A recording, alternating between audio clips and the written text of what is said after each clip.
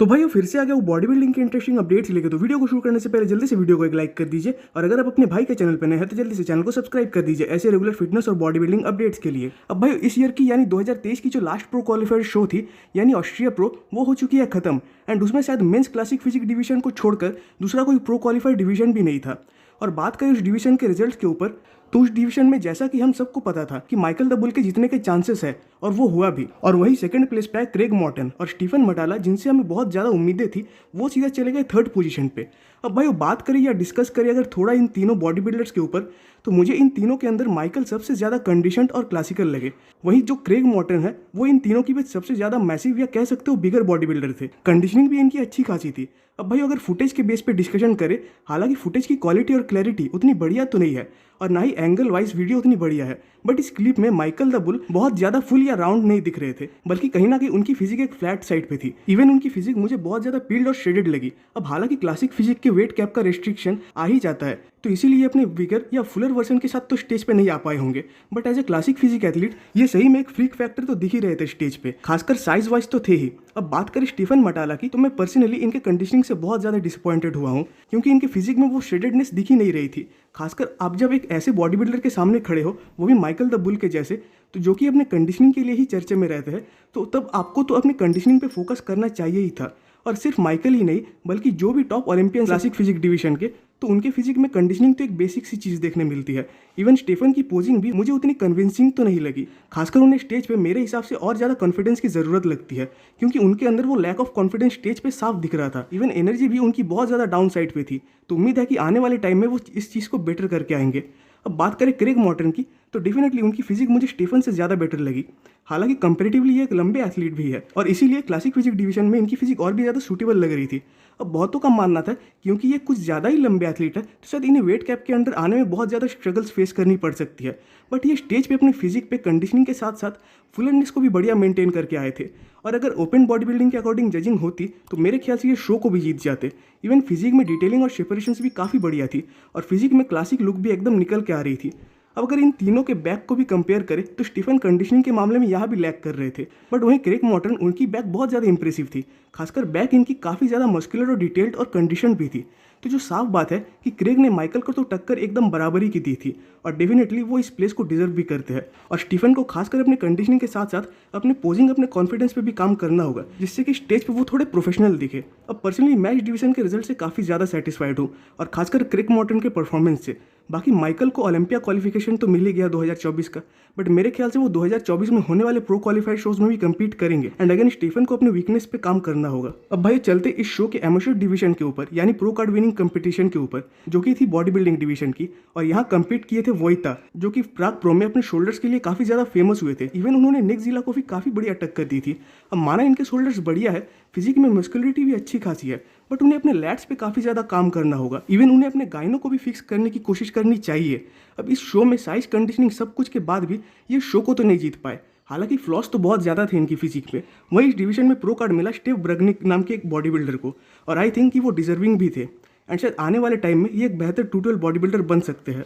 अब भाई अगले अपडेट की ओर बढ़ने से पहले आप सबसे मेरा एक रिक्वेस्ट है कि अगर आप सबको मेरा ये रेगुलर कंटेंट अच्छा लगता है, तो आपके भाई को सपोर्ट करने के लिए प्लीज़ इस चैनल को एक सब्सक्राइब कर दीजिएगा।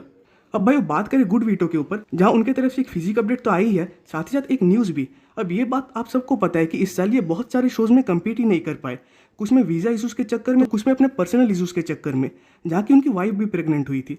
बट अगर बात करें इस अपडेट के ऊपर, तो सबसे पहले ध्यान जाएगा इनके फिजिक पर, जो कि डेफिनेटली इनकी अभी की फिजिक तो नहीं होगी, क्योंकि अभी ये ऐसे फिजिक के साथ तो नहीं चल रहे होंगे।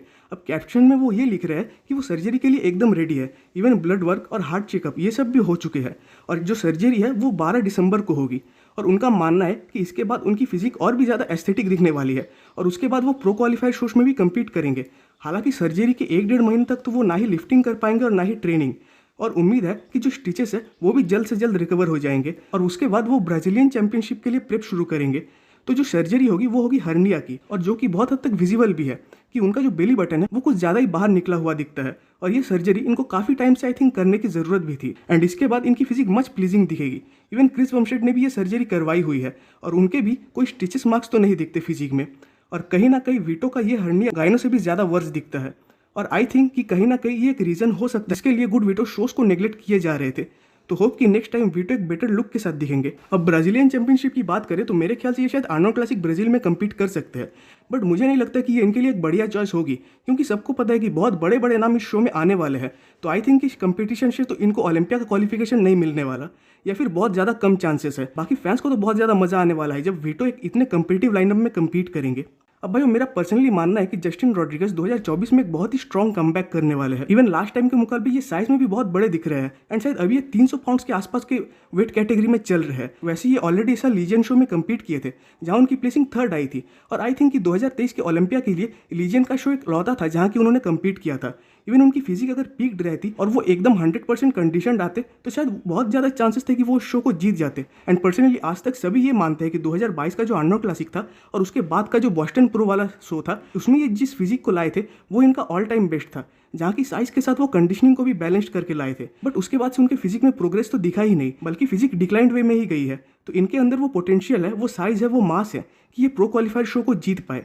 बाकी देखने वाली बात होगी कि नेक्स्ट ओलंपिया के लिए कौन सी शो में कम्पीट करते हैं। अब भाई एंटोइन वैलेंट की तरफ से इनका फिजिक अपडेट आया हुआ है 12 वीक्स आउट का आर्नोल्ड क्लासिक ओहायो से, एंड 2022 ओलंपिया के बाद शायद ये उनका पहला शो होने वाला है। तो बात तो अभी भी सेम है कि क्या ये अपने अपर फिजिक को उस लेवल के साइज पे ला पाएंगे जिससे कि इनकी ह्यूमंगस लोअर फिजिक के साथ वो सिमेट्रिकल बैलेंस दिखे। तो अभी तो ये बताना पॉसिबल नहीं है, बट जैसे जैसे कंपटीशन नज़दीक आती रहेगी वैसे वैसे हमें एक अंदाज़ा लगता जाएगा। तो इस 1.5 साल के ऑफ के बाद उनके फिजिक में क्या इंप्रूवमेंट्स हुए हैं वो एक देखने वाली चीज़ होगी। और अच्छी लास्ट अपडेट है भाई शॉन क्लैरिडा की तरफ से।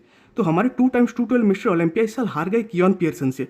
अब अगर देखने जाए तो अभी के 212 के लाइनअप में मुझे नहीं लगता कि शॉन को छोड़कर किसी में पोटेंशियल है भी कि वो कियोन को बीट कर पाए 212 डिवीजन में।